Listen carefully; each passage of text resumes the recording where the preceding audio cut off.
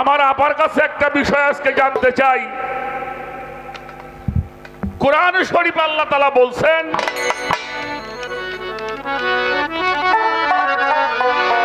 ওয়ারসালনাকা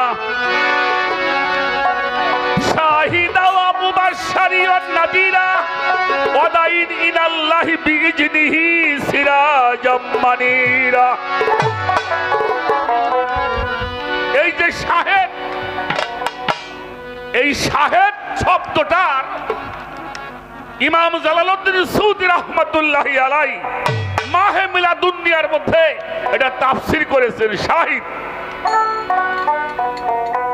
আপনার কাছে একটু জানতে চাই, এই শাহিদ শব্দটার মূল তাৎপর্যটা কি? শাহিদ, শাহিদা ওয়া মুবাশশিরান ওয়া নাযীরা, এই বিষয়টা যদি আমরা বুঝি তাহলে আমার হুজুর পাক সম্বন্ধে কোনো মতভেদ করার কোনো সুযোগ পাওয়া যাবে না। আর একটা বিষয় আপনার কাছে জানবো প্রথমেই, সেটা হলো ইমাম মাহদী আলাইহিস সালাম আসবেন তো? আপনারা জানেন তো ইমাম মাহদী আসবেন, আগমন করবেন এবং অবতীর্ণ হবেন। এখন আমার রাসূল বলেছেন, বনি ইসরাইলদের মধ্যে যেমন ৭২ ভাগে ভাগ হয়ে গেল, আমার ইসলামটা ৭৩ ভাগে ভাগ হবে। এই ৭৩টা ফেকরা আমাদের বাংলাদেশে আছে। জামাতি আছে, লামাজাহাবি আছে, কাদিয়ানি আছে, খারেজি আছে, ওহাবি আছে, দেওবন্দি আছে, আহলে সুন্নাত ওয়াল জামাত আছে, অনেক ফেরকা আছে। আপনার কাছে একটু জানতে চাই, ইমাম মেহেদী কোন ফেরকার মধ্যে আসবেন? উনি কোন মাদ্রাসায় লেখাপড়া করব? এটা কি মদিনা বিশ্ববিদ্যালয়ে পড়বো, না আল আজহার বিশ্ববিদ্যালয়ে পড়বো, না দেওবন্দ মাদ্রাসায় পড়বে, না হাটহাজারীতে পড়বে, না আমাদের গভর্নডাঙ্গার মাদ্রাসায় পড়বে, না দারুস সুন্নাহর মধ্যে পড়বে, না উনি সরসিনায় যায় পড়বে? উনি কোন মাদ্রাসায় পড়ে ইমাম মেহেদী প্রকাশ পাবে, কোন ফেকরায়? এটার ফয়সালা আজকে আপনি করবেন। বাহ বাহ বাহ, সুন্দর। আর একটা প্রশ্ন করতে হবে, কেন করতে হবে এটা আমাদের জানার দরকার। এটা কিন্তু কোরআন শরীফ না, এটা হলো আমার একটা খাতা। আমি উদাহরণ দিচ্ছি, এটা কোরআন। আপনি যখন কোরআন পড়তে বসছেন, শুরু করলেন, সূরা ফাতিহা পড়ছেন, এরপরে কোরআন শুরু হলো, আলিফ লাম মিম যালিকাল কিতাব লা রাইবা ফিহি হুদাল লিল মুত্তাকিন। কোনো সন্দেহ নাই।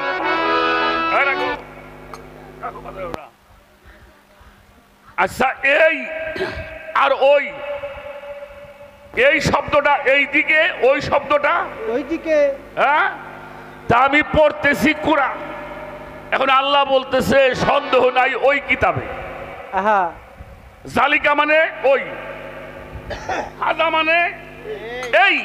তাহলে পড়তেছি কোরআন, আল্লাহ কয় ওই কিতাবে কোনো সন্দেহ নাই। আমি জানতে চাই, কোরআনে বলছে ওই কিতাবে কোনো সন্দেহ নাই, ওই কিতাব ওইটা কোনটা? তখন যার যার জান বাসা। আমি প্রথম আসরে একটু কড়াকড়ি কইরা আমার ভাইরে ধইরা আমি নিজেই গেছি, এখন ধরা পড়া। জ্ঞানী মানুষ তো বেশি জোরে সুরে কইব না, কিন্তু সিপাই মাইরা দিব।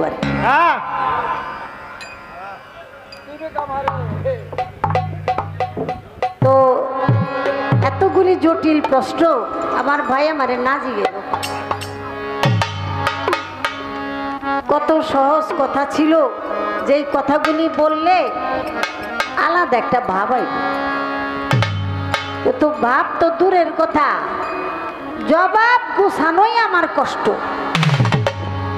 অনেকে ঘরের ভিতরে থাকে, বায়াত হইতে যাইতে চায় না, কিন্তু নারীরা কি করলে অলির দরবারে না গিয়েও বায়াত হইতে পারবে, এবং কাকে সেবা করলে বা কি করলে নারীরা বায়াতের সমতুল্য সব পাইব, এ বিষয়টা ব্যাখ্যা করবেন।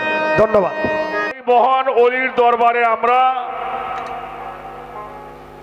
দুজন শিল্পী আমাদের ভক্তিমূলক বন্দনা পর্ব শেষ হওয়ার পরে এবার চলে যাব আমরা পালা গানে। আমার ভাই আজকের এই পালার দায়িত্ব যিনি বন্টন করেছেন, আজকের পালা হবে নবুয়ত আর হলো বেলায়েত। বেলায়েতের ভূমিকায় কথা বলার জন্য আমি অধম ফকির আবুল সরকার, আমাকে এই দায়িত্ব দেওয়া হয়েছে। নবুয়তের ভূমিকায় আমার শ্রদ্ধা ভাজন, বাংলাদেশে যার তুলনা সে নিজেই, মোসাম্মত আলেয়া বেগম আলো। নবুয়তের ভূমিকায় কথা শোনাবেন। আমি পালা গানে যাওয়ার আগে বলবো, বাবা আমি একেবারে একজন সাধারণ মানুষ। এই মঞ্চে এমনও মানুষ বসে আছেন যাদের পায়ের জুতা ঘোরাবার মতো যোগ্যতা এখন আমার হয় নাই। তারপরেও আপনাদের দোয়ায় এই গান ভালোবাসছিলাম, সেখান থেকে এই পর্যন্ত আসা। তুমি একটু ঘুরে বসো, ছেলে একটু ঘুরে বসো, ঘুরে বসো। হ্যালো হ্যালো হাই হ্যালো, সমস্যা আছে?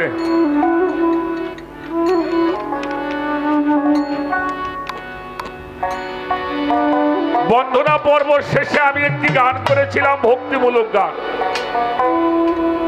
গানটি কিন্তু আমি লেখি নাই,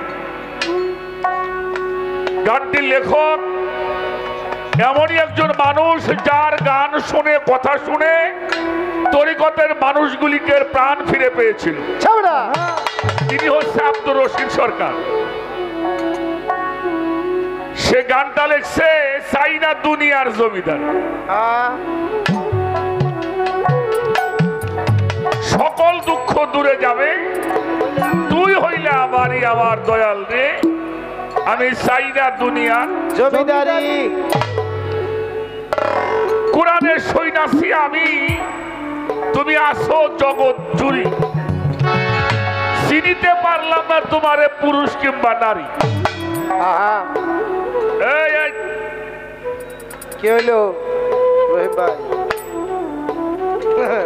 বাবা তোমরা সামনে এসে বসো, আসো পাগল মিষ্টি ব্যাগ করে ওই পাশ থেকে আসো।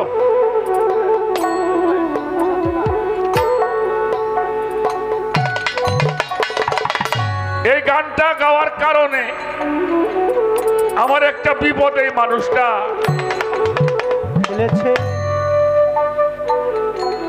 এত বোঝেন একটু বোঝেন না, আল্লাহ নারী যতগুলি নাম আছে এর মধ্যে কোন নারী উল্লেখযোগ্য কোন না আমরা পাই নাই।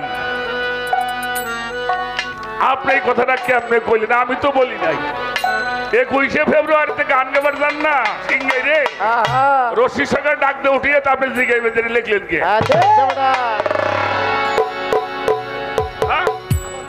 হ্যাঁ বাবা আপনি কয়ে দেন, আপনি লিখলেন কে? কি আমি কি ভুল বললাম বাবা? লেখছে এক সাধকে, আমি যদি উল্টে পাল্টে খাইতাম তাও এক বেজালে পড়তাম। হে লেখলো এইটা, আপনি এইটা কইলেন কেন?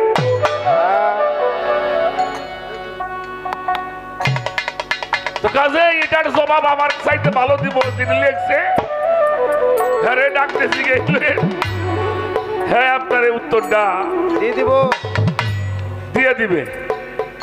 তবে লেখছে যেহেতু কারণ তো থাকতেই পারে। আপনার কাছে আমি একটা প্রশ্ন করি বাবা, একটা ছেলে একটা মেয়েকে ভালোবাসে, এরকম ভালোবাসে কিনা কথা বলেন? একটা ছেলে একটা মেয়েকে ভালোবাসে, ওই মেয়েটাও ছেলেটারে ভালোবাসে, মানে দুইজন দুইজনকে ভালোবাসে, কিন্তু কেউ কয় না আমি তোমারে ভালোবাসি। আমার কথাটা বুঝবেন। হঠাৎ কইরা ওই মেয়েটা একদিন ডাক দিয়ে ওই ছেলেকে বলল, সবুজ ভাই আমি তোমারে ভালোবাসি। আই লাভ ইউ টাবু কি কয় বলে, আরে আমি বাংলা কথা বললাম আমি তোমারে ভালোবাসি। আজকে ছেলেটারে যখন মেয়েটা বলল আমি তোমারে ভালোবাসি, এর মধ্যে এই দুইজনের মধ্যে আশেক আর মাসেককে। এই মাশাআল্লাহ, এই মাশাআল্লাহ শোনো। মেয়েটা বলল আমি তোমাকে ভালোবাসি। মেয়েটা কি? ছেলেটা। আচ্ছা ছেলে যদি আগে বলে আমি তোমারে ভালোবাসি, তাহলে ছেলেটা কি? মেয়েটা কি? আচ্ছা, আল্লাহ যে নবীরে মিরাজে নিল, এটা আল্লাহ মিরাজে ডাক দেয় নিছে না নবী গেছে? হ্যাঁ, দাওয়াত দিয়ে নিয়ে গেছে। আর শুধু তাই নয়, আমি তোমারে ভালোবাসি, কতটুকু ভালোবাসি তা জানি না। ইন্না আতাইনা কাল কাউসার, আমার যা ছিল আমি সব তোমারে দিয়ে দিই। সুবহানাল্লাহ।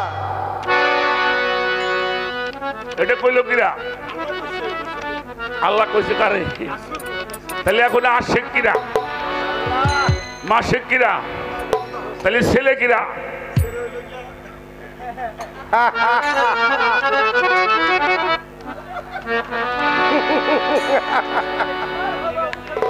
আস্তে রাখো রাখো রাখো, আরো আছে।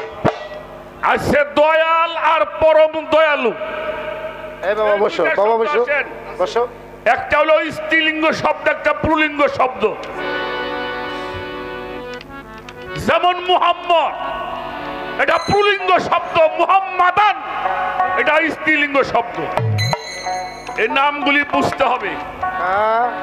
আল্লাহ কি আমি মিরাজ থেকে এটুকু বোঝাবার জন্য আপনারে চেষ্টা করলাম। তো যিনি ভালোবাসা আগে প্রকাশ করে তিনি নারী হয়, তিনি আশেক হয়। আর যিনি পরে বলেন তিনি মাসেক হয়। আমি বললাম মানুষ আপনার সামনে এত কথা বলছি। এবার আমরা পালাগানে চলে যাব। তা আমার এক বাবাজি একটা কথা বলছে, বর্তমানে এটা নিয়ে আমিও প্রতিবাদ করেছি, তার মধ্যে আমাদের গিয়াসউদ্দিন তাহিরি সাহেব বেশি প্রতিবাদ করছে। সেটা হইল ওই শায়েখ আহমদুল্লাহ, হ্যাঁ আমার নবীরে বলছে 40 বছর বয়সের আগে নবী নবী ছিল না। নাউজুবিল্লাহ, নাউজুবিল্লাহ। কারণ নবুয়ত পাইছে 40 বছরে, এরপরে নবী হয়েছে, আগে উনি নবী। আর আল্লাহ বলছেন আদম সৃষ্টি হওয়ার আগে, আদমের দেহ যখন পানির মধ্যে ছিল, কাদার মধ্যে ছিল, মিশ্রিত অবস্থায় ছিল, তখন আমি পয়গম্বর ছিলাম। সুবহানাল্লাহ। হুয়াল আওয়ালু হুয়াল আখিরু হুয়াল জাহিরু হুয়াল বাতিনু, আমি আওয়াল আখের জাহের বাতন চার যুগেই ছিলাম, আছি, থাকবো, থাকবো।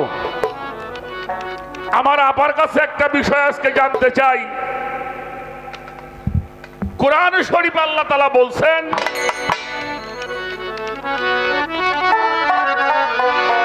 ওয়ারসালনাকা শাহিদা ওয়া মুবাশশিরান ওয়া নাযীরা ওয়া দাঈন ইলাল্লাহি বিইজনিহি সিরাজাম মানীরা। এই যে শাহেদ, এই শাহেদ শব্দটার ইমাম জালালউদ্দিন সূদি রাহমাতুল্লাহি আলাইহি মাহে মিলাদুন্নিয়ার মধ্যে এটা তাফসীর করেছেন শাহিদ। আপনার কাছে একটু জানতে চাই এই শাহিদ শব্দটার মূল তাৎপর্যটা কি? শাহিদ, শাহিদা ওয়া মুবাশশিরান ওয়া নাযীরা, এই বিষয়টা যদি আমরা বুঝি তাহলে আমার হুজুর পাক সম্বন্ধে কোনো মতভেদ করার কোনো সুযোগ পাওয়া যাবে না। যাবে না। আর একটা বিষয় আপনার কাছে জানবো প্রথমেই, সেটা হলো ইমাম মাহাদি আলাইহিস সালাম আসবেন। আসবেন তো? আপনারা জানেন তো ইমাম মাহাদি আসবেন, আগমন করবেন এবং অবতীর্ণ হবেন। এখন আমার রাসূল বলেছেন বনি ইসরাইলদের মধ্যে যেমন 72 ভাগে ভাগ হয়ে গেল, আমার ইসলামটা 73 ভাগে ভাগ হবে। এই 73টা ফেকরা আমাকে বাংলাদেশে আছে। জামাতি আছে, লামাজাহাবি আছে, কাদিয়ানি আছে, খারেজি আছে, ওহাবি আছে, দেওবন্দি আছে, আহলে সুন্নাত ওয়াল জামাত আছে, অনেক ফেরকা আছে। আপনার কাছে একটু জানতে চাই ইমাম মেহেদী কোন ফেরকার মধ্যে আসবেন? উনি কোন মাদ্রাসায় লেখাপড়া করব? এটা কি মদিনা বিশ্ববিদ্যালয়ে পড়বো, না আল আজহার বিশ্ববিদ্যালয়ে পড়বো, না দেওবন্দ মাদ্রাসায় পড়বে, না হাটহাজারীতে পড়বে, না আমাদের গভর্নডাঙ্গার মাদ্রাসায় পড়বে, না দারুস সুন্নাহর মধ্যে পড়বে, না উনি সরসিনায় যায় পড়বে? উনি কোন মাদ্রাসায় পড়ে ইমাম মেহেদী প্রকাশ পাবে, কোন ফেকরায়? এটার ফয়সালা আজকে আপনি করবেন। বাহ বাহ বাহ, সুন্দর। কি খারাপ লাগে? হ্যাঁ, আরো কিছু আছে। একটা গান আগে আমি শোনাইনি, তারপরে দুই একটা কথা।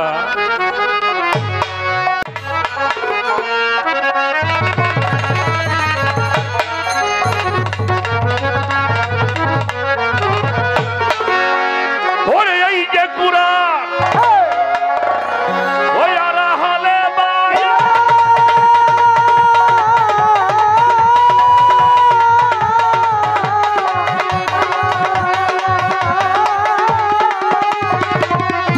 কোরআন আরাহালে বায়া দুইটারে করিয়া একসাথ দিয়া গেল দিনের পয়গাম্বরে, সেদিন দিয়া গেল দিনের পয়গাম্বরে সত্য করে।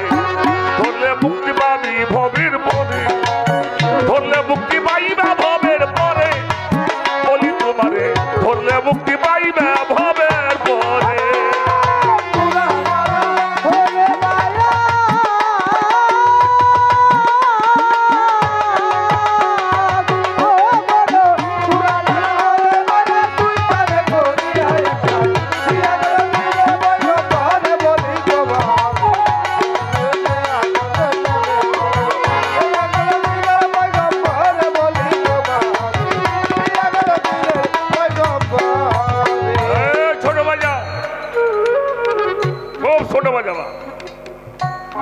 কোরআন আর আহলে বায়াত দুইটারে করি একসাথ রেখে গেলেন দিনের পয়গাম্বরে, শক্ত করে ধরলে মুক্তি পাবি ভবের।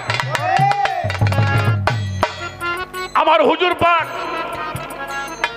বিদায় হজ করে যাবার পথে গাদিরা খুম নামক জায়গার মধ্যে যেখানে কোরআন নাজিল শেষ হয়, সেখানে কোরআন নাজিল শেষ হলো, এরপরে আর কোন ওহী নাজিল 80 দিন বা 84 দিন পরে আমার হুজুর পাক পর্দা দিয়েছেন। সেই গাদিরা খুমের মধ্যে সূরা মায়দার 67 নম্বর আয়াতটা ভালো করে দেখেন। আল্লাহ ওহী করলেন, ইয়া আইয়ুহার রাসূল বাল্লিগ মা উনজিলা ইলাইকা মির রাব্বি আন্না আলিউল মাওলা উল মুমিনিন ফাইয়ান লাম তাব বালাগাতা রিসালাতাহু ইয়াসিমুকা মিনান নাস।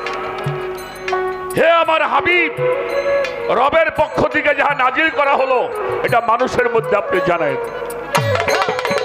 অর্থাৎ রিসালাতের কার্য আপনি পরিপূর্ণ করুন। যদি না করেন তাহলে যে কাজের জন্য আপনাকে পাঠানো হয়েছে তার কোনো কাজই আপনি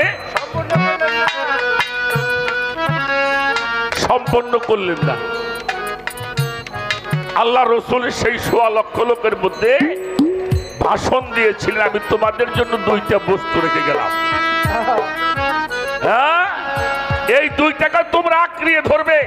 আখাস্তুম বিহি, যারা আঁকড়িয়ে ধরবে তারা কখনোই পথভ্রষ্ট হবে না।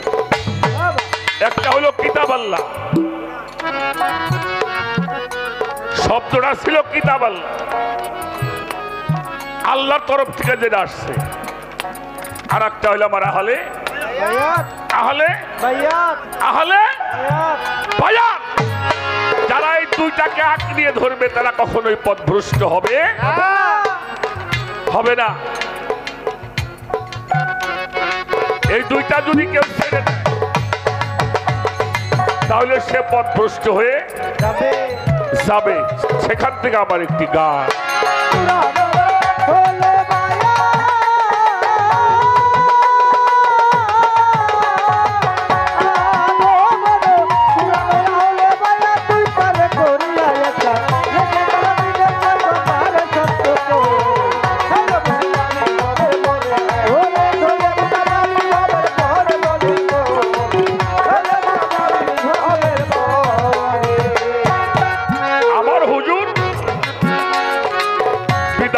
শেষ করিয়া ১৬ লক্ষ সাহাবা নিয়া যাইতেছিল দিনের পয়গম্বর।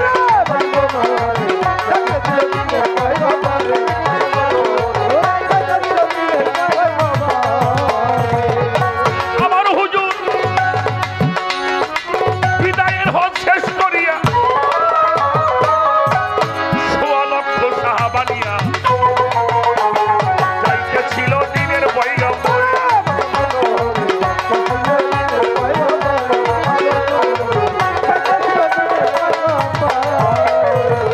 ওই আমার আল্লাহ তাআলা ওহী করে,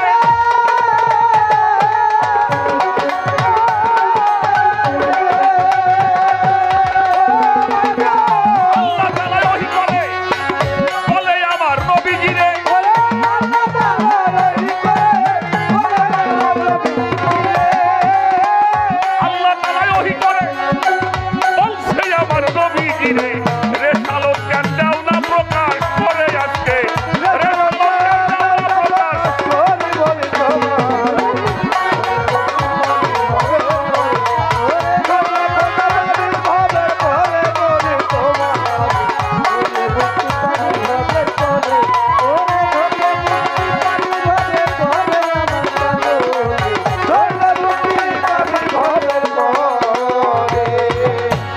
হুজুর দাঁড়ায় মিম্বরের পরে বলে আমি আর বেশি দিন থাকবো না রে। এই কথাটা পৌঁছাইয়া দিও ঘরে ঘরে।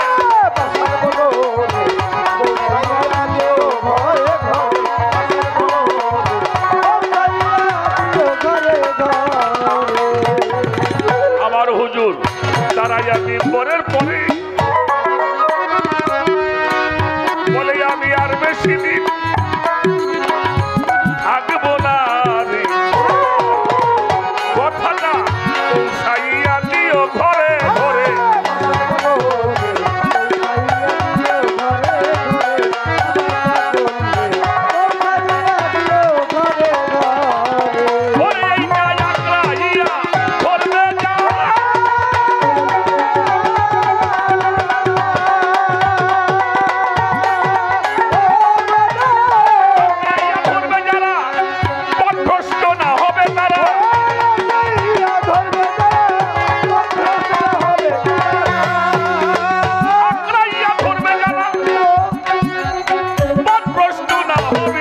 আমরা মিলন হব হাউজে কাউসারে যাইয়া, মিলন হব হাউজে কাউসারে শব্দ করে। ধরলে মুক্তি পাবি ভবের পরে।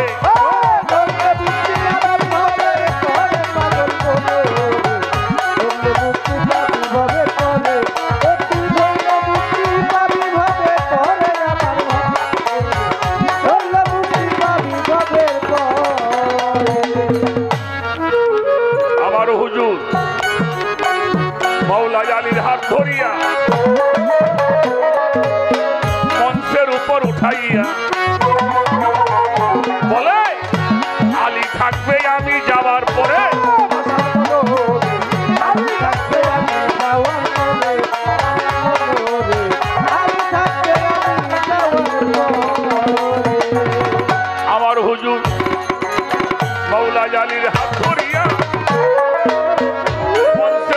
উঠাইয়া বলে আলী থাকবে আমি যাবার পরে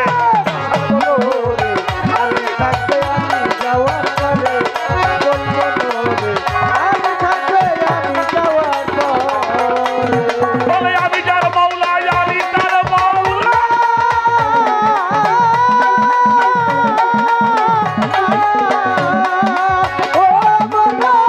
মৌলা আলী তার মৌলা বলছে দিনে রাসূল আল্লাহ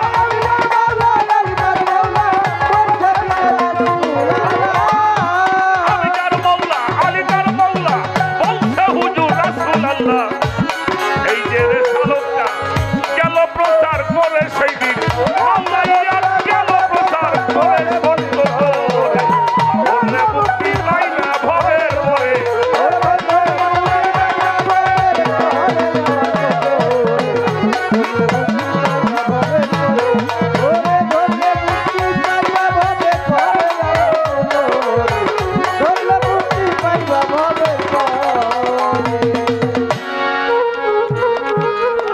সেই রেসালত প্রাপ্ত যারা বেলায়েতের বাদশা তারা নবীর বংশ তারাই ভবের পরে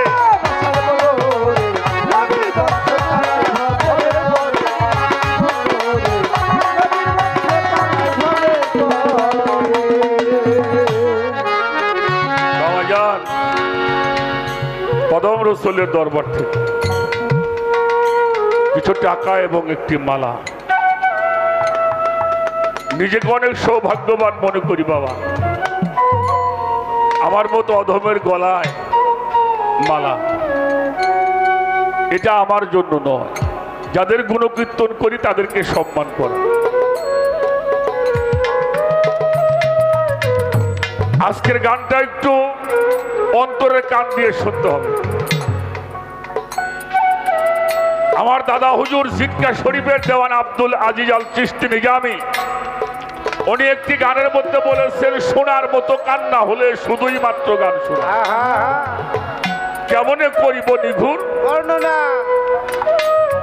আমার নবীজি দাঁড়াইয়া মিম্বরের পরে আমার নবী মাওলা আলীর হাত ধরিয়া মঞ্চের উপরে উঠাইয়া বলে আমি আলী থাকবে আমি যাবার পরে আমি যার মাওলা আলী তার মাওলা বলছে আমার রাসূল আল্লাহ মাওলাইয়াতটা গেলাম প্রচার সুবহানাল্লাহ যেই ধারায় ওলি আল্লাহরা চলছে এই বেলায়েতের ধারা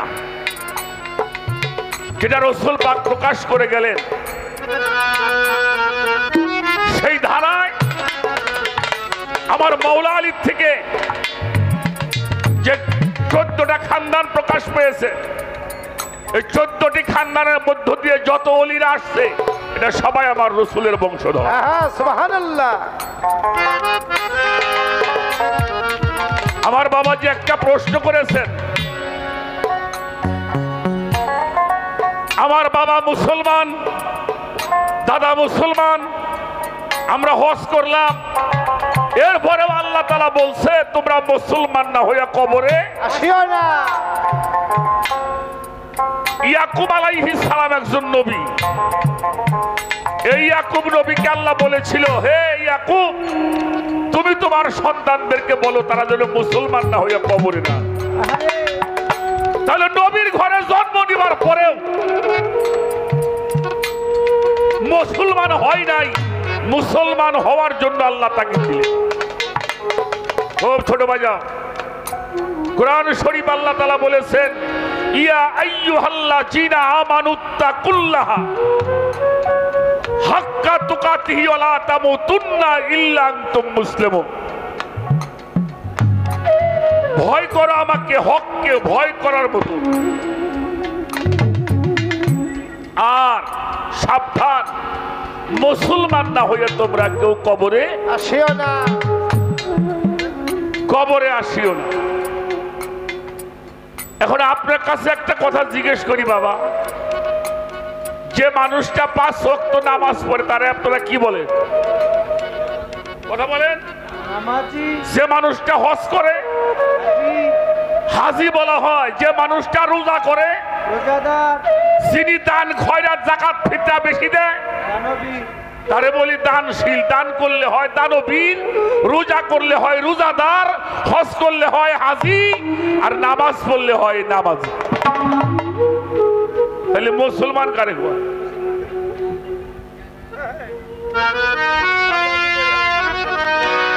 মুসলমান কারে কয়? মুসলমানের বাংলা হলো আত্মসমর্পণকারী। যার কাছে আত্মসমর্পণ করবেন? আল্লাহর কাছে। আল্লাহ ছাড়া কারো কাছে আত্মসমর্পণ করা। আল্লাহর কোনদিন দেখছেন? হ্যাঁ, তাহলে আল্লাহ যুগে যুগে নবী রাসূল ওলিয়া উলিয়া পাঠিয়েছেন। আল্লাহ বলেছেন আতি আল্লাহু, আমার তাবেদারি করো। আমার তাবেদারি করবা আল্লাহরে কই পাবেন? আতিউর রাসূল। আচ্ছা, রাসূল কে করে আমার কাছে আছে? আল্লাহও নাই, রাসূল নাই। আল্লাহ বলে নিরাশ হইও না, অলিল আমরি মিনকুম। তোমাদের মধ্যে যাহারা অলি, সেই অলি আল্লাহর কাছে আত্মসমর্পণ করতে হবে, স্যালেন্ডার করতে হবে, তওবা করতে হবে। আস্তাগফিরুল্লাহি রাব্বি মিন কুল্লি জামবি ওয়া আতুবু ইলাইহি লা হাওলা ওয়া লা কুওয়াতা ইল্লা বিল্লাহি আলিউল আযীম। ওই মানুষটা আপনাকে পাঠ করাইয়ে দিবে কালেমায়ে তাইয়্যিব, লা ইলাহা ইল্লাল্লাহু মুহাম্মাদুর রাসূলুল্লাহ। সকলে বলেন সাল্লাল্লাহু আলাইহি ওয়াসাল্লাম। যিনি এই কাজটি করে নাই তিনি মুসলমান হইতে পারে না, হাজি হইতে পারবে, নামাজি হওয়া যাবে, দানশীল হওয়া যাবে। মুসলমান হতে হলে বায়াত গ্রহণ করতে হবে, করতে হবে। আমার বশিরুল্লাহ বাবা এরকম একজন আল্লাহওয়ালা মানুষ, তার কাছে আত্মসমর্পণ না করা পর্যন্ত এমন কোন একজন হক্কানি আলেমের নাম বলেন যে তিনি পীর ধরে নাই। ওলি আল্লাহর তো পীর ধরছেই, বড় বড় হক্কানি আলেমরাও পীর ধরছে। অতএব পীর না ধরলে মুসলমান হওয়া যাবে না। আর একটা প্রশ্ন আছে, আল্লাহর রঙে রঞ্জিত হও, এটা থাকবি ওই জায়গা। হ্যাঁ, থাকো ওই জায়গা, না হইলে একটু পরে রাষ্ট্রীয় দেখা যাবে। দিব দিব দিব, এটা আমাকে কইতে হবে, একটু পরে কই। যেহেতু কোরআন শরীফ আল্লাহ বলছে সিবগাতাল্লাহি মান আহসানু মিনাল্লাহি সিবগাতাও, তোমরা আমার রঙে রঞ্জিত হও।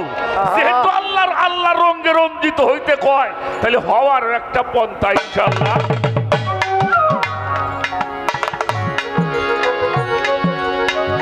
আমি আর একটা প্রশ্ন করব, খেয়াল করবেন। দুইটা প্রশ্ন করছি, আর একটা প্রশ্ন করতে হবে। কেন করতে হবে এটা আমাদের জানার দরকার। এটা কিন্তু কোরআন শরীফ না, এটা হলো আমার একটা খাতা। আমি উদাহরণ দিচ্ছি, এটা কোরআন। আপনি যখন কোরআন পড়তে বসছেন,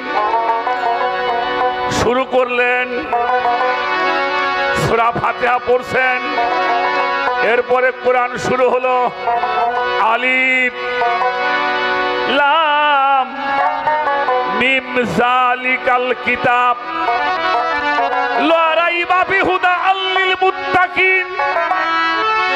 কোনো সন্দেহ নাই।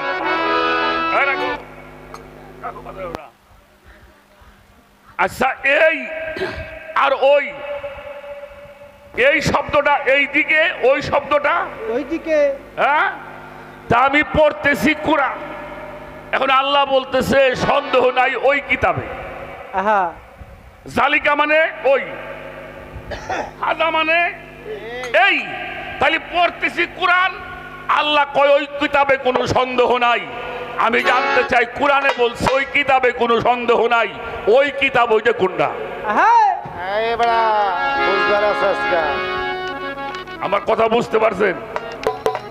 কোরআন পড়ি, আর কোরআনে আমারে বলতেছে ওই কিতাবে কোনো সন্দেহ নাই। আমরা এই কিতাবটা একটু দেখতে চাই, জানতে চাই, পড়তে চাই।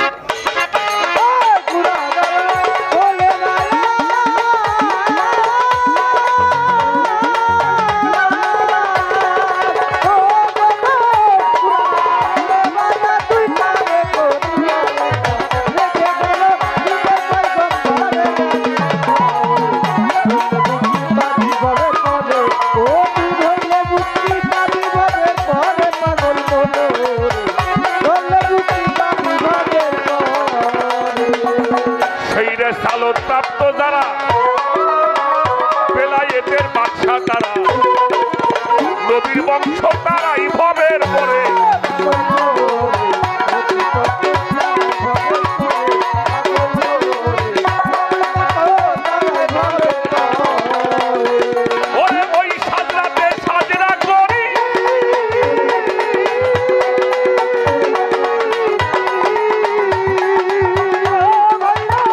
ওই সাজরাতে সাজরা করি আমার দয়াল বাবা দুর্গাপুরী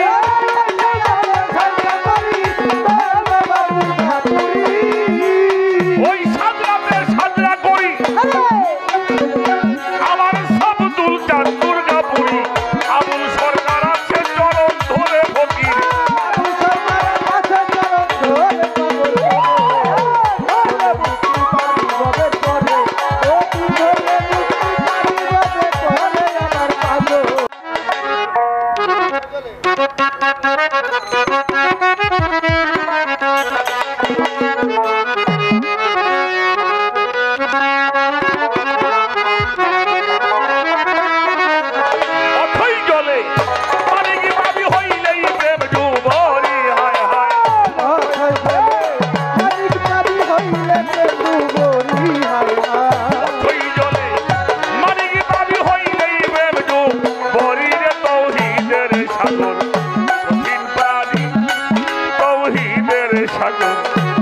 কঠিন বাড়ি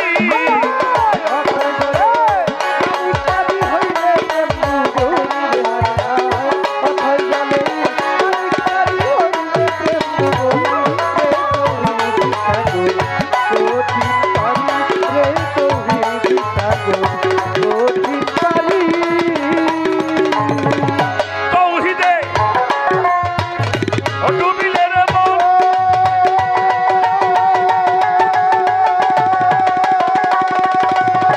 খুলেই যাবে জীবনায়ন হায় হায় তৌহিদে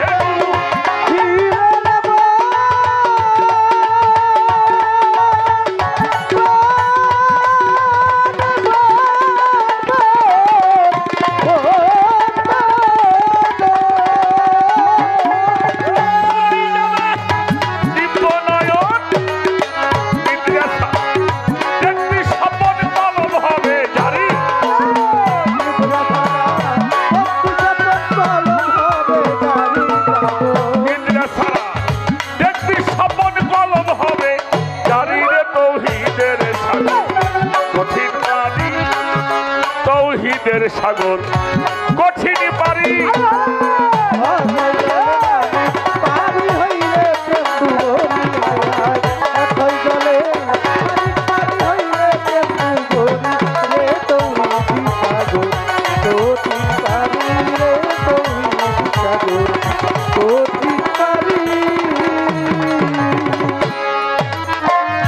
চলে নদী ওরে বৃষ্টি ধারাতে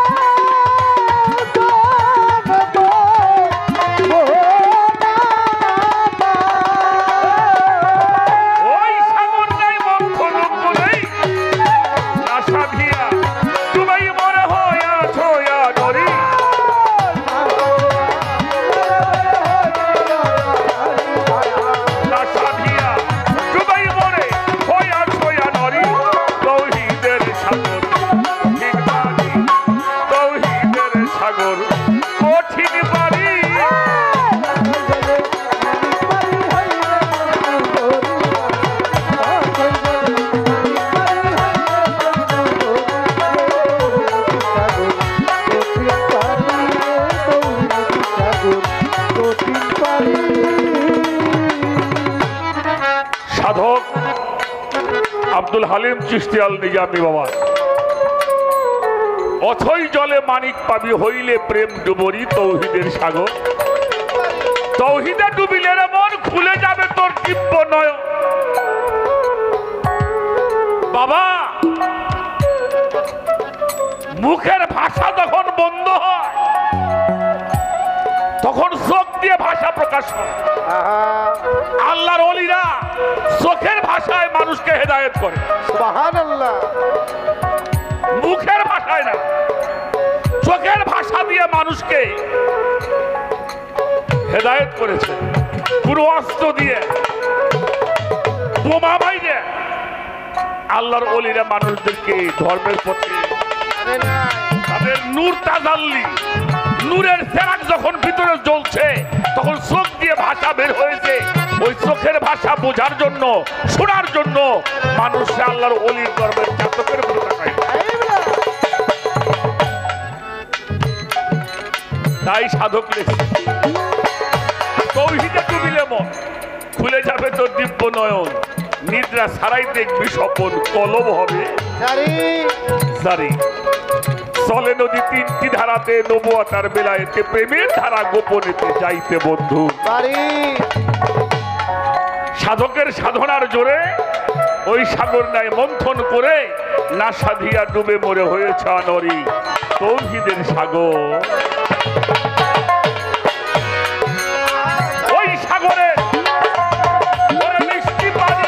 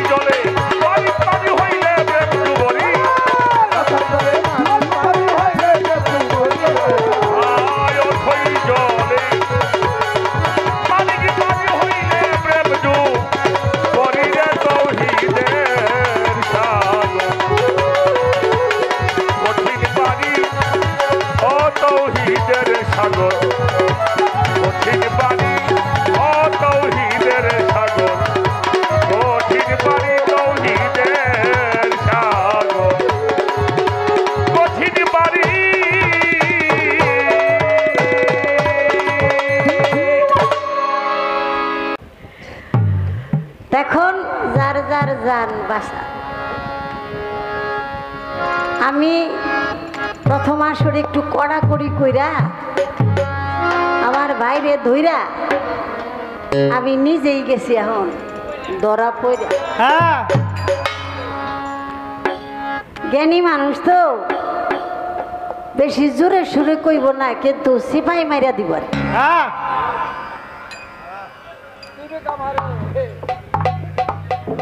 তো এতগুলি জটিল প্রশ্ন আমার ভাই আমারে না জিজ্ঞেস। কত সহজ কথা ছিল, যেই কথাগুলি বললে আলাদা একটা ভাব আইব। তো ভাব তো দূরের কথা, জবাব গুছানোই আমার কষ্ট।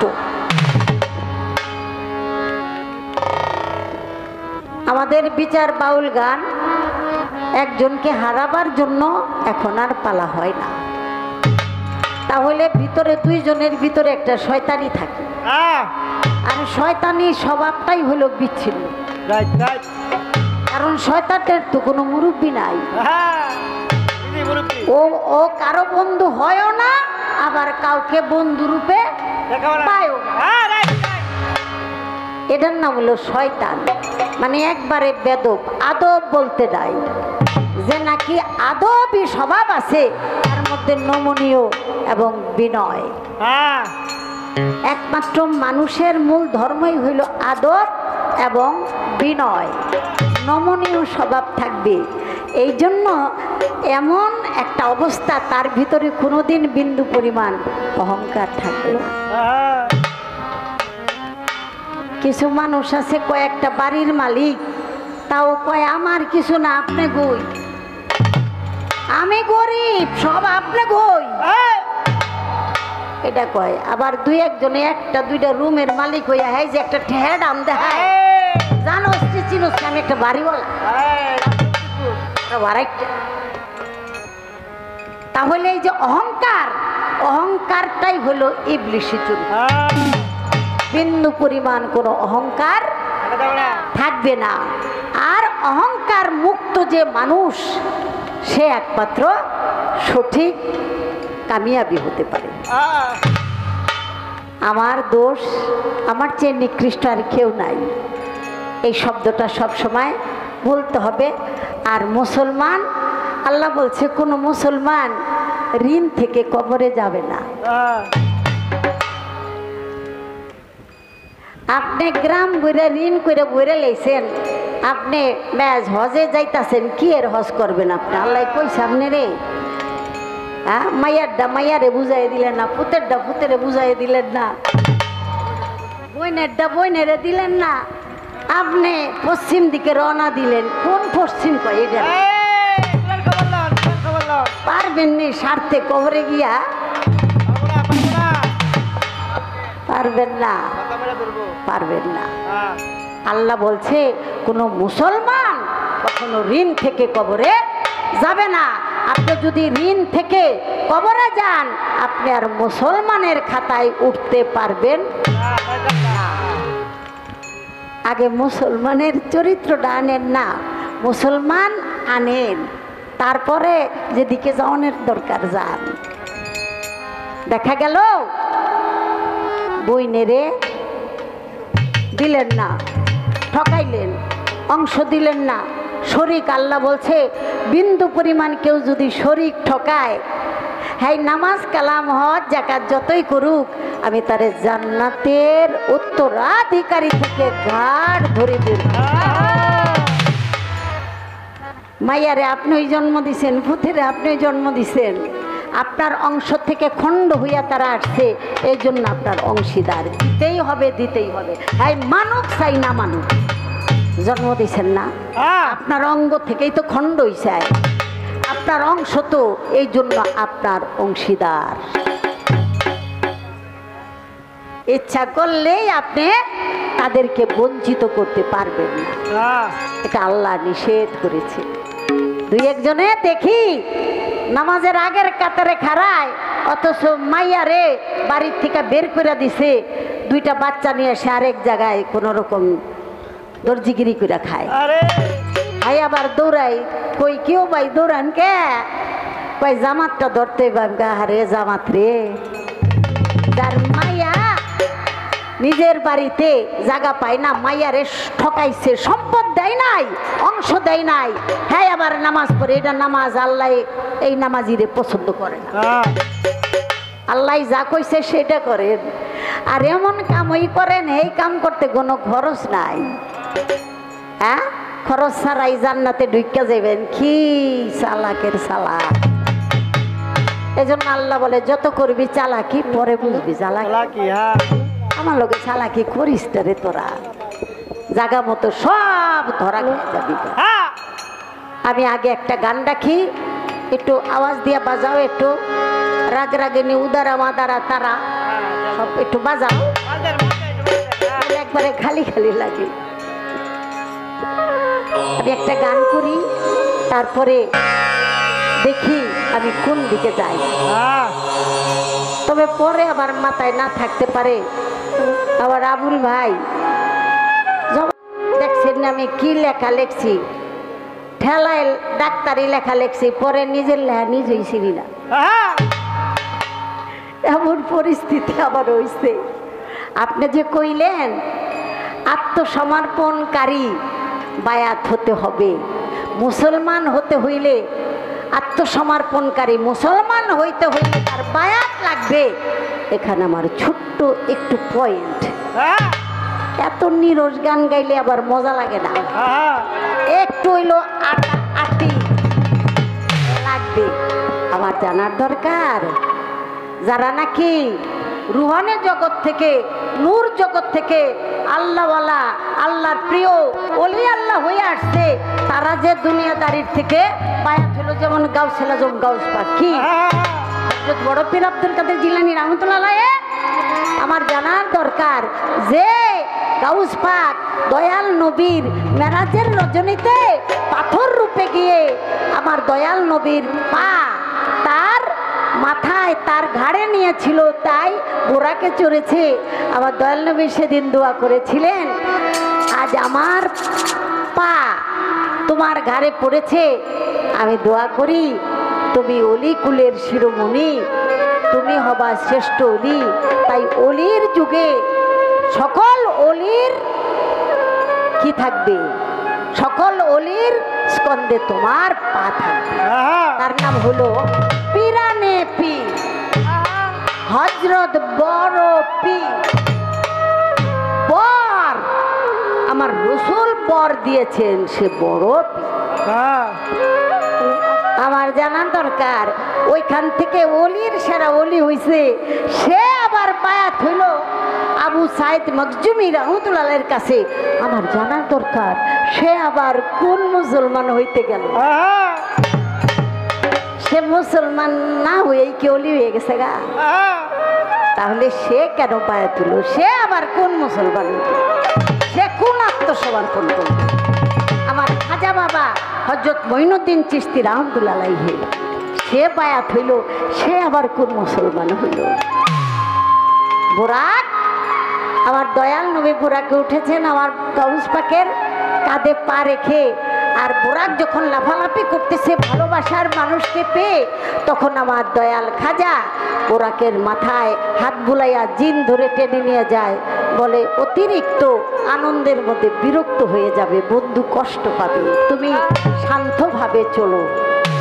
তাই আমার খাজা বাবা সেদিন আতায়ে রসুল হিন্দের উলি হিন্দের সুলতান হযরত খাজা মঈনুদ্দিন চিশতি আমার খাজা বাবাকে আমার দয়াল নবী বলেছেন, তোমার চিশতিয়া তরিকায় থাকবে, তোমার তরিকার মধ্যে যারা ঢুকবে তারা খুব শান্তশিষ্টভাবে। আমি আপনার কাছে রেখে গেলাম, তাহলে খাজা বাবা গাউস পাক তারা কি তখন মুসলমান ছিল না, যে তারা বায়াত হইল মুসলমান হওয়ার জন্য?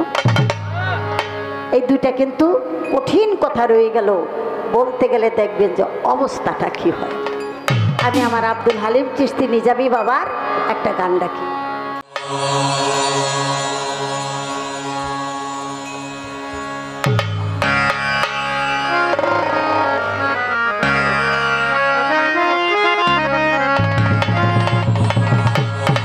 সৃষ্টির শ্রেষ্ঠ দয়াল আল্লাহর পিয়ারা, সৃষ্টির শ্রেষ্ঠ দয়াল নবী আল্লাহর পিয়ারা, সৃষ্টির শ্রেষ্ঠ দয়াল নবী আল্লাহর পিয়ারা,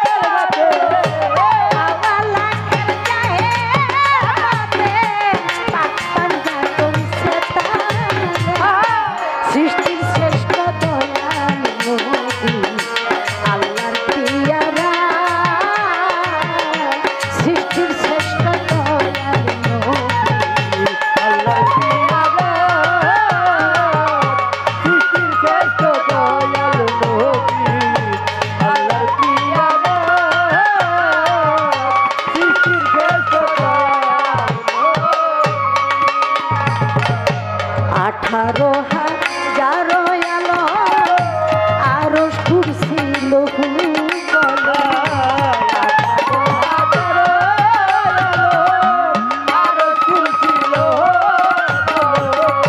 নবীজি আমার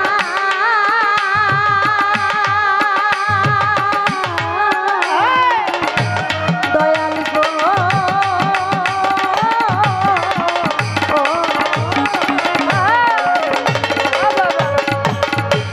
আঠারো হাজারো আলো আরো কুরসি লহু কল পয়দাল করলেন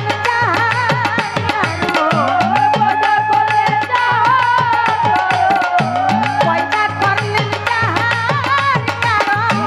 দিন খান জোড়া জোড়া সৃষ্টির শ্রেষ্ঠ দয়াল নবী আল্লাহর পিয়ারা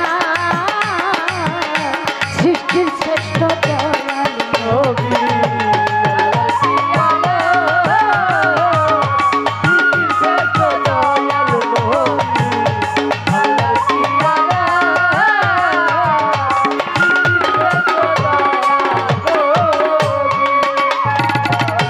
তাহাজ্জুদের নামাজ পড়তে হুকুম দিলেন পাক যাতে তাহাজ্জুদের নামাজ পড়তে হুকুম দিলেন পাক যাতে সেই সাধনার বরকতে সেই সাধনার বরকতে মেরাজে ভ্রমণ সৃষ্টির শ্রেষ্ঠ দয়াল নবী আল্লাহর পিয়ারা সৃষ্টির শ্রেষ্ঠ দয়াল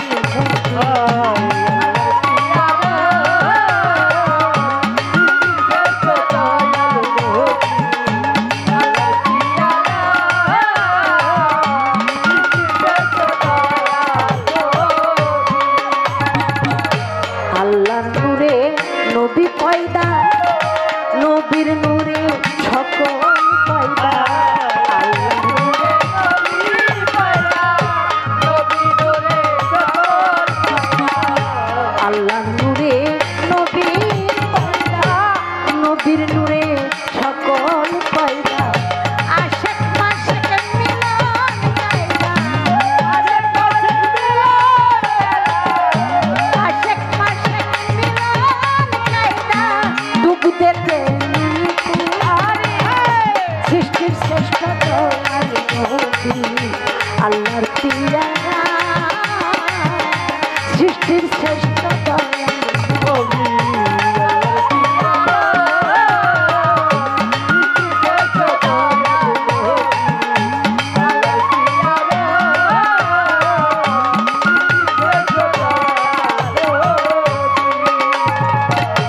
তাই তোমার নবী দুজাহান ভ্রমণ করলেন কাবা কাউসা তাই তো আমার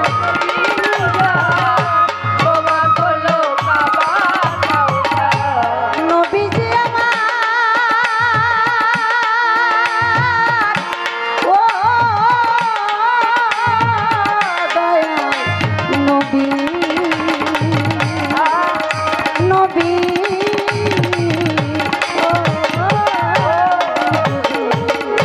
তাই তো মোর নবী দুজাহান ভ্রমণ করলেন কাবা কাউসা গোরে হালিম বলে সেই তো হালিম বলে সেই তো হালিম বলে সেই তো মহান উম্মতের সৃষ্টির শ্রেষ্ঠ দয়াল নবী আল্লাহর পিয়ারা সৃষ্টির শ্রেষ্ঠ দয়াল নবী আল্লাহর পিয়ারা সৃষ্টির শ্রেষ্ঠ দয়াল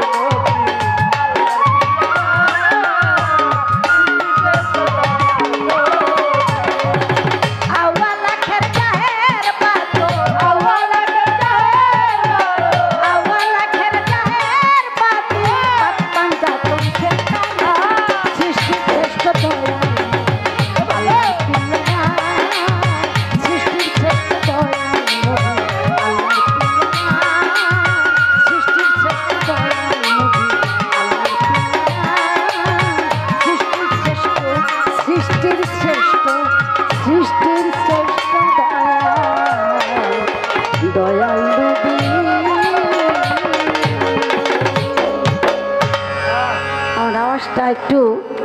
ই করে দেন, একটু মিষ্টি করে দেন। গলাটা বসাটাই লাগতেছে। এটা আপনাদের সাউন্ড সিস্টেম কনসোল এগুলি দিয়ে একটু শ্রুতি মধুর না করলে তাহলে এটা ভালো লাগে না, একটু সুন্দর করে দিতে হবে। গতকাল শুভর বাবার বাড়িতে ফল সিন্নি ছিল, হাজার হাজার ভক্ত এসেছে, সেখানে উপস্থিত থাকা লাগছে, একটু কথাবার্তা বলা লাগছে, কম বেশি তো আপনারা বক্তব্য রাখেন। তো কণ্ঠটা যদিও বসা, তবু আপনাদেরকে দেখে একটু যেই দুর্বল ছিলাম সেই দুর্বলতাটা অনেকটা কেটে গেছে। এবার আমার আব্দুল হালিম চিশতি নিজামী বাবার এই গানটি আমি গাবার চেষ্টা করলাম। এখন আমার আবুল ভাই একটা কথা বলেছেন যে আমার আল্লাহ নবীজিকে মেরাজে ডেকে নিলেন। এখানে সে আশিক মাসে, অর্থাৎ এই যে প্রথম যে একটা পয়েন্ট ছিল নারী আর পুরুষের বিষয়টা, আসলে বাউল যারা তারা অবশ্যই এরকম দর্শন দাঁড়ি হয়। আমি বুঝতেও পারি নাই যে আবুল ভাই এত সুন্দর, মানে এখন আমি নিজেই লজ্জা পেয়ে গেছি। এইবার মনে করেন আমি নিজেই ডাইল হয়ে গেছি, এমন চমৎকার একটা পয়েন্ট রাখছে। এখন কেন নবী মেরাজে গেলেন আর কেন আল্লাহ তাআলা মেরাজে নিলেন, এটার কারণটা আমি যদি উদাহরণ সহ না দেই তাহলে আমার কাছে ভালো লাগবে না। বসে বসে ভাবছি আমি মেরাজে যাওয়ার কি দরকার। হ্যাঁ, কুলবিল মুমিনিন আরশিলিল্লাহ তাআলা, মুমিনের কালবে আল্লাহ থাকে, আর আল্লাহ তো বলছে যেদিকে তাকাও সেদিকেই আমার মুখ। তাহলে আমার আল্লাহ তো রসুলের লগইর, যেই আল্লাহ সেই রসুল। কি গো বাবা, যেই আল্লাহ সেই রসুল, ইহাতে নেই কোনো ভুল। খোদাও সে হয়, যে মুর্শিদ সেই রসুল, ইহাতে নেই কোনো ভুল, খোদাও সে। তাহলে খোদা তো এত দূরে থাকার কথা না। অনেকে কয় খোদারে দেখতে গেছে, আমার দলনবী মেরাজে, না গো ভাই, খোদারে দেখতে যায় নাই। আল্লাহ খোদা তো এক জায়গায়, এক ঘরের মধ্যেই তো বসে। আল্লাহ রে ছাড়া রসুলও থাকতারে না, রসুল রে ছাড়া আল্লাহ। কিন্তু তারপরে মেরাজে কেন গেল, এইবার সুর ছন্দে একটা জারি গাই, শুধু গাইলা মনে করছে জারি। রাসূল বল বলে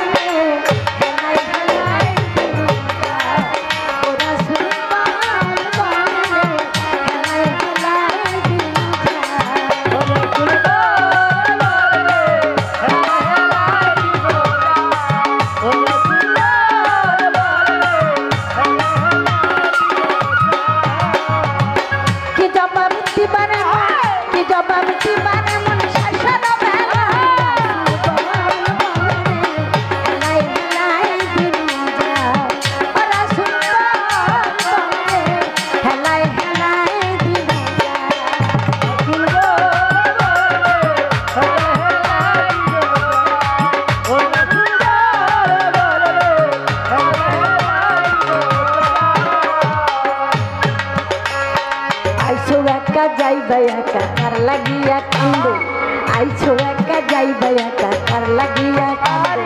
দিন থাকিতে ওরে মোনা, দিন থাকিতে ওরে মোনা, গলো হেলাই হেলাই দিনু যা, ও রাসূল বলে রে, হেলাই হেলাই দিনু যা, রাসূল বলে রে, হেলাই হেলাই দিনু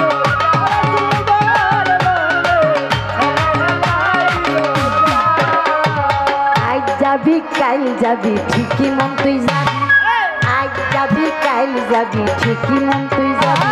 ওরে যাওয়ার সময় কার দিবি, যাওয়ার সময় কার দিবি, তোর সঙ্গের যাবি রাসূল বলে রে, হেলাই হেলাই দিনু যা, ও রাসূল বলে রে, হেলাই হেলাই দিনু যা,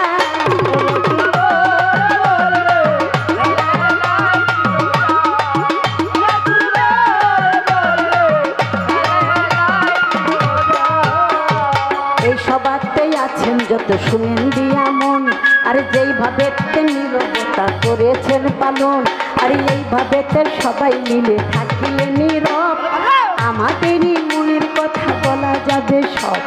সবাই মিলে বসে বাবা করলে একটু দোয়া, সবাই মিলে বসে বাবা করলে একটু দোয়া, আর তা হইলে হবে বাবা, তাহলে হবে কিছু সুন্দর গান গাওয়া।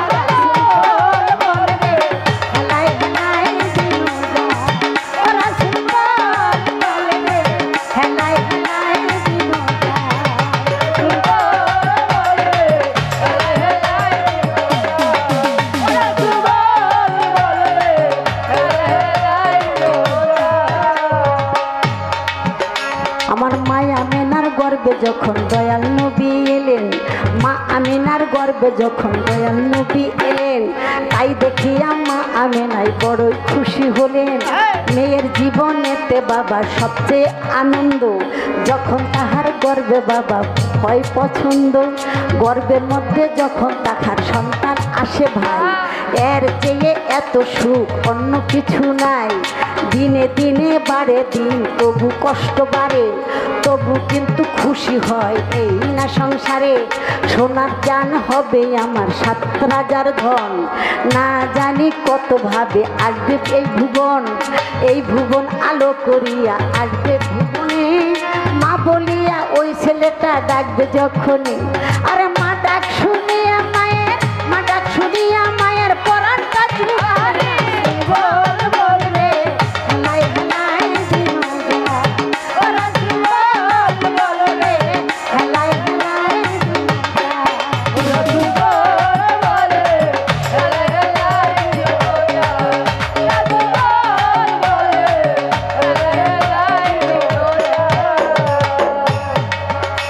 আরে ধীরে ধীরে কি হইল শুনেন দিয়া মন, 9 চান পাইয়া গেল বলছি বিবরণ, 9 চান যখন নাকি হইয়া গেল ভাই, সেই কথাটা সবার কাছে আমি বলতে চাই। কিছু 4টা বাইকটা কইরা আগাইয়া নিলাম, তা হইলে সময় পাবো এই ভাবিলাম, এই কারণে পিছন থেকে সামনে ফিরে এলাম। এইবার আমি সামনে যাওয়ার কথা খানি কইলাম, যখন আমার মা আমেনার গর্ভ হইতে হয়, দয়াল নবী আসতেছিলেন এই দুনিয়ায়। আপনারা যত সন্তান মায়ের গর্ভে ছিলেন, সবার আগে মাথা লইয়া দুনিয়াতে এলেন। সন্তানেরই মাথা কিন্তু আগে চলে আসে, এই কথাটা জানেন সবাই, জানেন মিলে মিশে। সেই তো আমার মা আমেনার গর্ভ হইতে দয়াল আসতেছিল মাথা নিয়া আগে যে কাল, আরে মাথা খানা যখন নাকি আগে আসতেছিল, এই যে মা খাকি সে যে কান্দিয়াই উঠিল। মাটি কেন্দ্রে বলে আমার আল্লাহ মালিক সাই, যার নূরেতে আমি মাটি তৈয়ার হইয়া যাই, সে তো আমার গুরু হইল সৃষ্টির জগতে। তাহার 2টি পা যেন বুকেতে রাখে, আমার বুকেতে রাখে, আমার বুকেতে রাখে, আমার বুকেতে রাখে। ওরে সবার আগে নবীজির পাও, সবার আগে নবীজির পাও বুকে যখন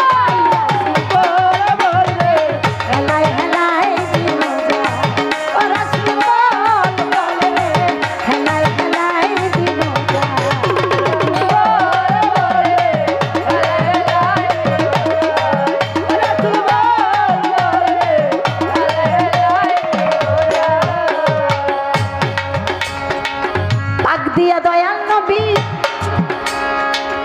পা 2খানি আগে আসে, ওরে গুরু হইয়া সৃষ্টি জগৎ ভক্ত কুলকে ভালোবাসে। ভক্তের হাতে প্রেমের ডুরি, ভক্তে যেদিক ঘুরাই সেদিক ঘুরি, এই তো গুরু শিষ্যর প্রেমের মিলন হয়।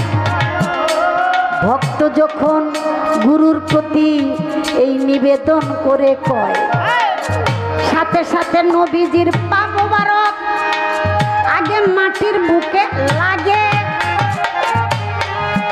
আর এই কারণে মাটি আমার নবীর পাপে ছিল আগে। মাটি তখন শুক্রিয়া আল্লাহর কাছে ভেজিল। আমার দয়াল নবী খুশি দেখা আনন্দে হাসিল, মুস্কি হাসি দিল আমার দিনের পয়গাম্বর। আরে আরশ কুরসি লৌহ কলম জানলো এই খবর, আরশ কুরসি লৌহ কলম উঠিল কান্দিয়া। আরে মাটি হইল ধন্য আমার রসুলের পাতিয়া। দেখেন আরশ কুরসি লৌহ কলম চিৎকার দিয়া উঠিল আর বলেছিল, ও আমার পাক পরওয়ার, আমরাও তো নবীর নূরে তৈয়ার, আমরাও তো নবীর, তোমার রসুলের, তোমার নবীর শিষ্য ভক্ত। তাই মাটি জমিন নবীজির পাপে ধন্য হয়ে গেল, আমরা কি আমার গুরুর পদধূলি পাবো না? আরশ কুরসি কেন্দ্রে বলেছিল, আমার আল্লাহ তখন বলেছিল, ওরে আরশ কুরসি লৌহ কলম, তোমরা বেদনা পেও না, তোমাদের বাসনা আকাঙ্ক্ষা সংকল্প নিয়াত পূরণ করার জন্য কোনো এক রজনীতে আমি আমার পেয়ারা হাবিব হযরত মুহাম্মদ মুস্তাফা সাল্লাল্লাহু আলাইহি সাল্লামকে, আমার নবীজিকে একদিন আরশ মহল্লায় এনে তার পদধূলি তোমাদেরকে দান। এটা যদি একসাথে বসেন, কেউ যদি বলে আজকে সারা রাত গান শুনে আসলাম, কি বললো কি শুনলাম, কারো তো আকাঙ্ক্ষা থাকতেও পারে, আসতে মনে চায় কিন্তু আসতে পারে না, সামাজিক কিছুটা পারিবারিক কিছু সমস্যা, তখন যেন আপনারা দোস্তরে কইতে পারেন, দোস্ত শোন, আমার নবী আল্লাহরে দেখনের লেগে যায় নাই, কারণ আল্লাহরে তো সব সময় আমার নবী দেখে। আমার নবী গেছে শুধু আরশ কুরসি লৌহ কলমকে খুশি করার জন্য, আমার নবীর পদধূলি দিয়ে তাদেরকে ধন্য করা। কারণ আমার দয়াল নবী সৃষ্টিকুলে সৃষ্টি জগতের সবার গুরু। তাই আমার দয়াল নবী তায়েবের বুকে লোকের কাফেরের মার খেয়ে মাথা থেকে রক্ত ঝরে জুতার সাথে আঠা বেঁধেছিল, জানেন সবাই, নামাজের সময় শুকরিয়া আদায় করবে, যারা আঘাত করলো তাদের জন্য দোয়া করবে, আল্লাহ আমারে চিনে নাই বুঝে নাই তাই আমারে আঘাত করছে, আমারে চিনলেও না মারতো না, আল্লাহ গো তুমি মাফ করে দাও। তাই জুতা খুলে ওযু করবে, নামাজ পড়বে 2 রাকাত শুকরিয়া। জুতা খুলতে পারে না, রক্ত এমনভাবে আটা বেঁধেছে, আমার নবী বলে আমি জুতা খুলতে পারি না। আবার আল্লাহ বলে জিব্রাইল তুমি আমার দোস্তেরে কও আজকে জুতা খুলন লাগবো না, কারণ এই জুতা পরাইয়াই আমি আমার আরশ মহল্লায়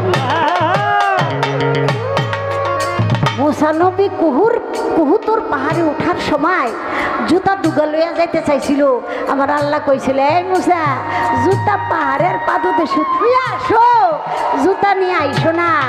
আর আমার রাসূলকে বলছে, হে আমার দোস্ত আপনি জুতা পাই দিয়েই আমার কাছে আসেন। এর চেয়ে আর কি বলবো আমার দয়াল নবীর মর্তবা, আমার দয়াল নবীর সম্মান। তাই আমার দয়াল নবীর জুতা পায় দিয়ে গিয়েছিল, আরশ কুরসি লৌহ কলম ধন্য হয়ে গেছিল। এর চেয়ে বড় কথা আর কিছুই থাকতে পারে না। এটা জানার পরে বোঝার পরে যারা আমার রসুলের সম্মান নিয়ে তর্ক বিতর্ক করে তারা কোনোদিনই মানুষ হতে পারবে না। আমার দয়াল নবীর প্রতি যার মহব্বত তাই, আমার দয়াল নবীর প্রতি যার বিশ্বাস তাই, যে আমার নবী যদি দুনিয়ার মধ্যে না আসতো তাহলে আমরা পূর্ণাঙ্গ মুসলমান হতে পারতাম না, পাইতাম না কোরআন, পাইতাম না নামাজ, পাইতাম না রোজা, পাইতাম না হজ, পাইতাম না যাকাত, পাইতাম না সেই ঈদের নামাজ, আমরা কোনো কিছুই পাইতাম না, পাইতাম না আমরা মসজিদ ঘর, পাইতাম না আমরা আযান, আমাদের কোনো অস্তিত্বই থাকতো না। তাহলে এটা জানার পরও যারা পশ্চাৎবরণ করে, যারা অস্বীকার করে, তারা নিজেদের জন্য নিজেরাই ক্ষতির মধ্যে ঢুকায় রাখছে। এজন্য আল্লাহ বলেছে, আমি তোমাদের মাঝে রহমত প্রেরণ করেছি, কিন্তু তোমরা নিজেদের প্রতি নিজেরা জুলুম করো, আমার সেই রহমত প্রবেশ করার রাস্তাটা তোমরা পরিষ্কার রাখো। আশা করি এই কথাটুকু আমার বলার একান্ত ইচ্ছা ছিল, সেজন্য বললাম, ভুল ত্রুটি ক্ষমা করবে। আমার একটি বাবাজি ভাবের উদয় হইয়া পকেট থেকে এত কষ্টের পরিশ্রম করে টাকা কামায়, পকেট থেকে টাকা আসে, ওরে টাকা দিয়া খুশি করে, টাকা দিয়া ভালোবাসা প্রকাশ করে।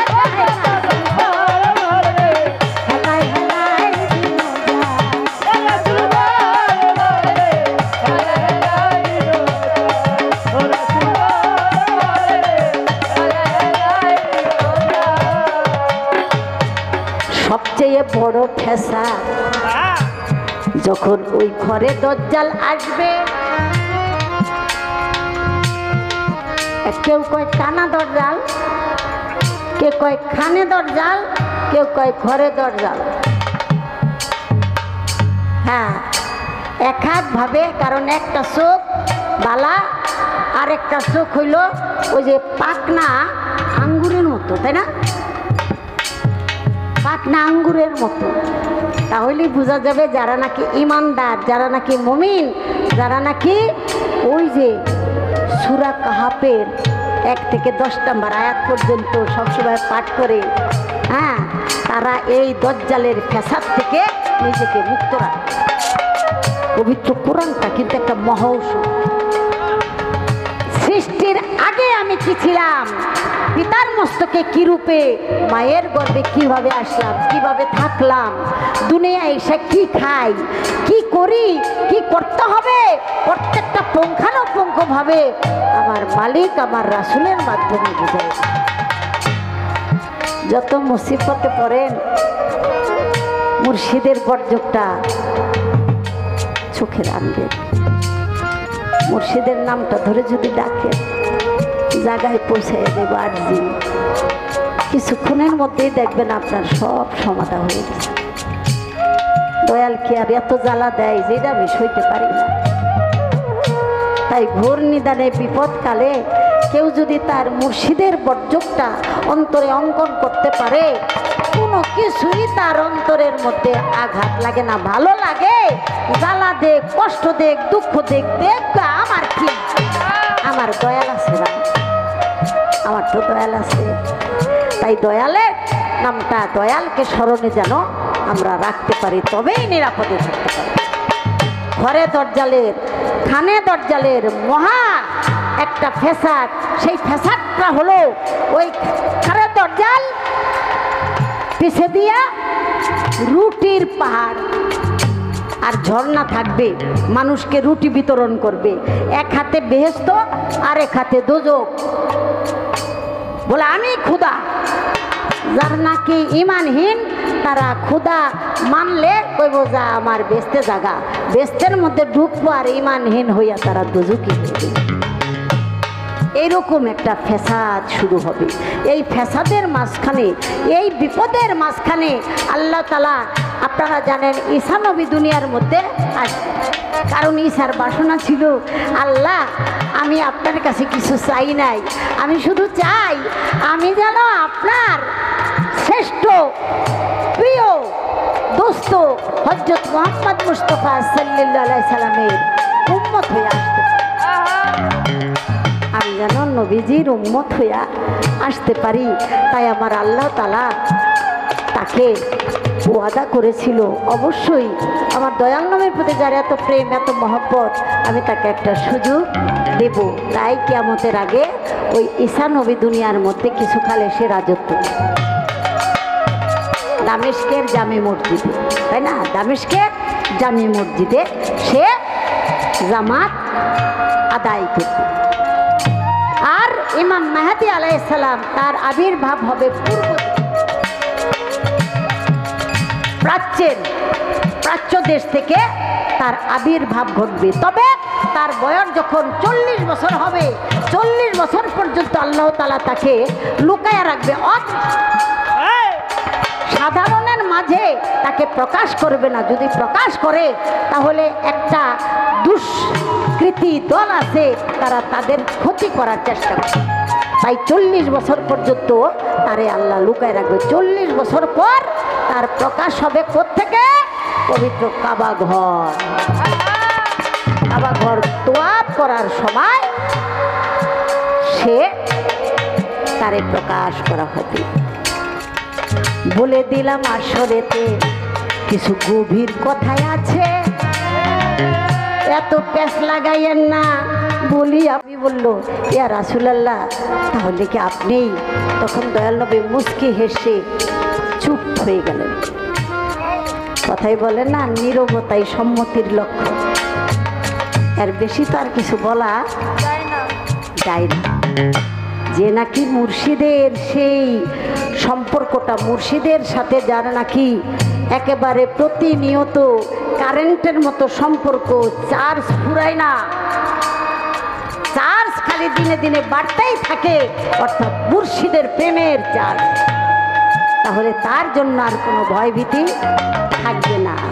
সে যদি দুনিয়ার মধ্যে দুনিয়ার হায়াতে বেঁচে থাকে, সাথে সাথে চিনে ফেলবে। ওই মুর্শিদের ভাবের রূপরেখাই তার কাছে ধরা দিবে।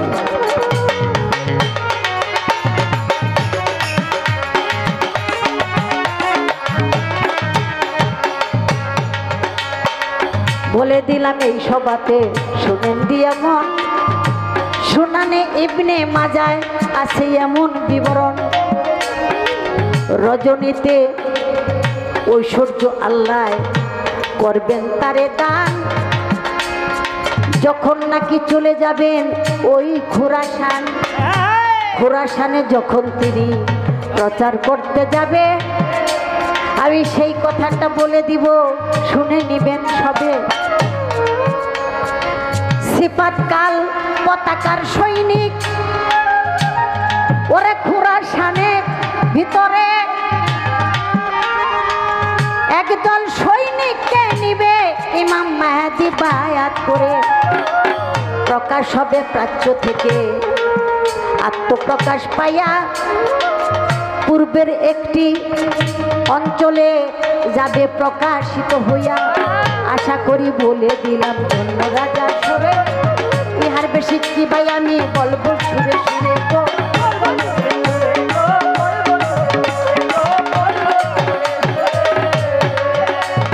ইমাম মাহদী হলেন একাদশ ইমাম মুহাম্মদ আল মাহদীর পুত্রই আমি সবারে জানাই। এই ইতিহাস বলতে গেলে রাত ফুরাবে, গানের সময় থাকবে না ভাই। ইহা কিন্তু ইতিহাসে আছে, বই পুস্তকে লেখা। এই পর্যন্ত কথা রইল, উচিত বন্ধ রাখা। আশা করি বলে দিলাম। আরে ধন্যবাদ সবাই। সিরাজ মুনিরাই আমার নবীজিকে কয়, সৃষ্টি জগতের নবীজির নাম সিরাজ্যে মুনিরা হয়। প্রজ্বলিত সূর্যই আমি দিলাম পরিচয়, মুপাশারা মিয়াতিরি করেছে বর্ণনা। পরিপূর্ণ অমরত্ব চিরঞ্জীব আমার দিনের দেওয়ানা। সর্বসময় সর্ব জায়গায় তার নূরের বিচরণ, তাই সেই নূরের সাথে সদা সর্বদাই রাখিবে মিলন। এই কথাটাই বিভিন্নভাবে তফসির কারক যাইয়া বিভিন্ন ছন্দে গিয়াছে বলিয়া। আরে আশা করি বলে ওই আশা করি বলে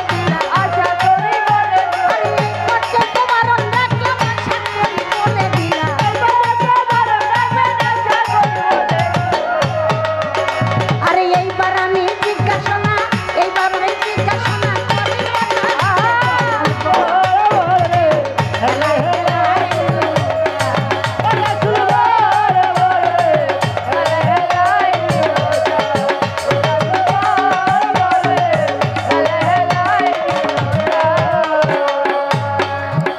আমি এইবার ভাইয়ের কাছে একটা কথা রেখে যাই, আশা করি শুনে নিব আমরা সবাই। হাউজে কাউসারের পরে যাইয়া আমাদের মিলন হইয়া যাবে। আমার ভাই বলেছেন হাউজে কাউসারে মিলন হবে, আমাদের সাথে মিলন হবে। আচ্ছা, হাউজে কাউসারে আমাদের সাথে মিলন হবে, আপনি বেলায়েতের পালানিয়া এই কথাটা বলেছেন।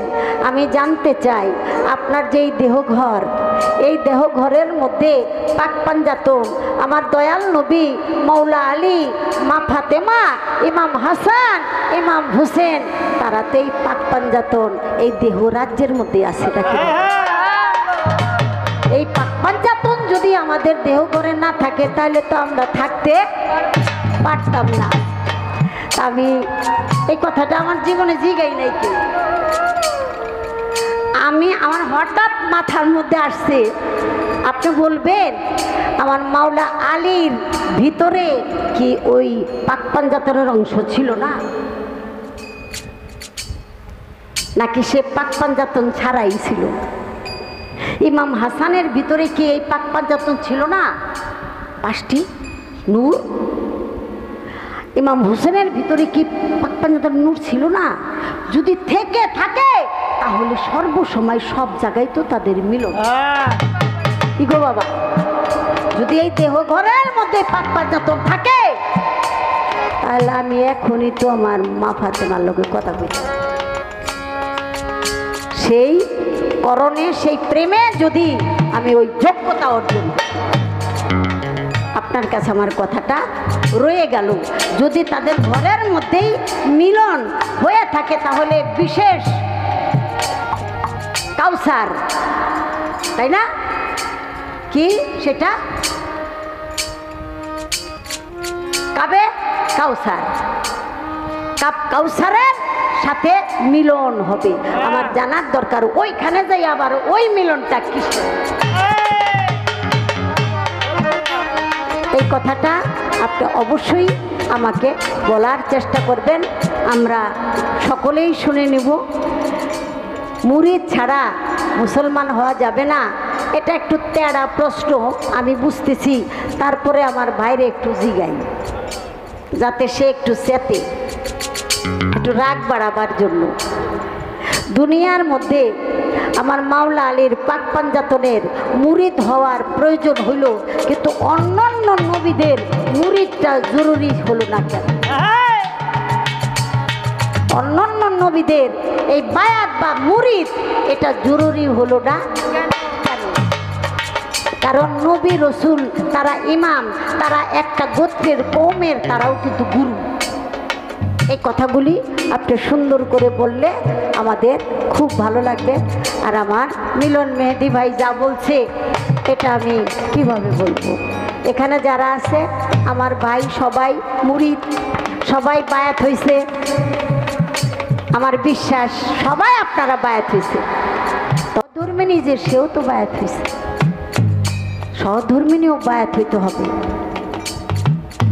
যদি আপনার সেবা যে করবে, আপনি মুরিদ হইছেন, সে যদি মুরিদ না হয় তাহলে তো তার সেবা আপনার জন্য জায়েজ হয়।